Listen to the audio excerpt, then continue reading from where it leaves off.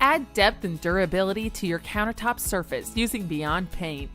In a previous video, we showed you how you can give dated countertops a sleek faux granite finish using the Beyond Paint countertop system. Now we'll take this DIY project a step further and add more depth by using highlights to complement our granite countertop look. We start by using a sea sponge to sponge on a new color of Beyond Paint countertop. Here we are using a shade called Pebble. Work in small sections, creating random highlights until the countertop has an even look.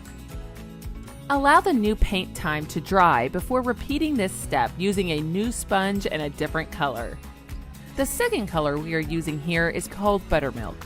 There is no wrong way to apply these highlights, and it can be fun developing your own technique to achieve the look that you like.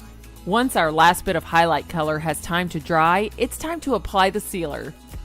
Shake or stir the sealer thoroughly before getting started. The key to applying the sealer is thin coats. It provides extreme durability and is engineered so that a little bit goes a long way.